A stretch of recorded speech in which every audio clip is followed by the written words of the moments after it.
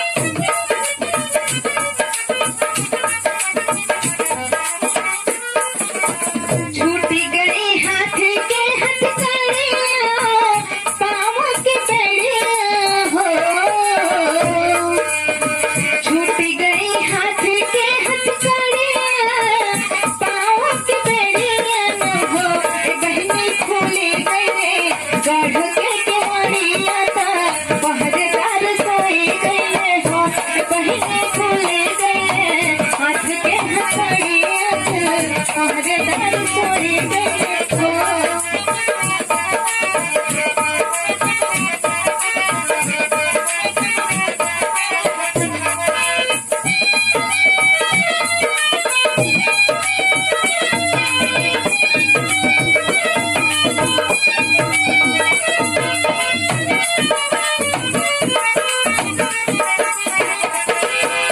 वासुदेव कृष्ण के उठाई है, सुत में समाई है हो।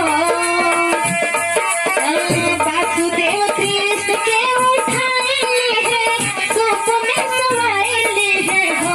वासुदेव चला गए गोकुल नगरिया तो यशोदा महलिया हो।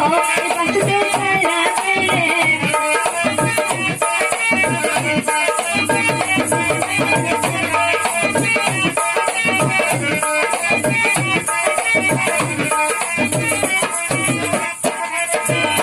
गोकुला में कृष्ण के सुनाई है, कन्या के उठाई है हो।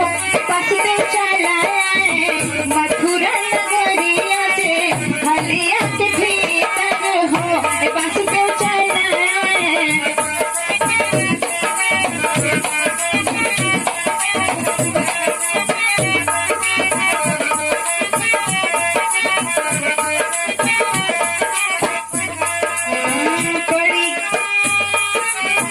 पड़ी गई हाथ की हथकड़ियां, पाँवों के बेड़ियां हो।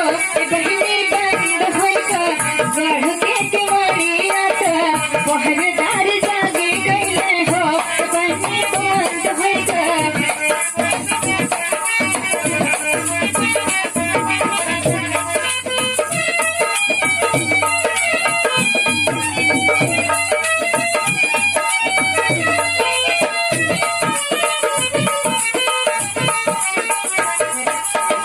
कंस जलड़ी के उठाई है, सिला पे घुमाई दी है हो। कंस जलड़ी के उठाई है, सिला पे घुमाई दी है हो। बहनी भाग लड़के उड़े लिखा मानी माई गई हो।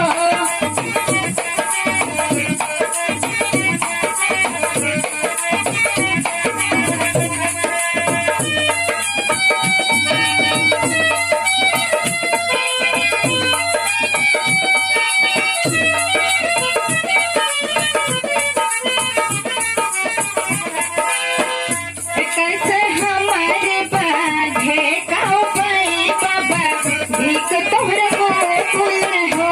कैसे हमारे बाधे का उपाय बाबा, भीख तोहरे गोकुल हो।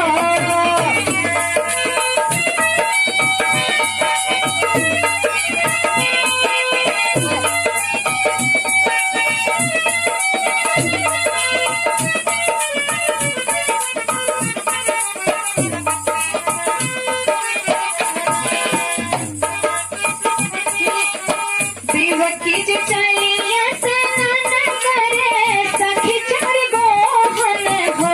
सखिया ऐसा मन बहेला हमारे जा, मुन डूबी मारी जाई हो। सखी ऐसा मन बहेला हमारे जा, मुन डूबी मारी जाई हो।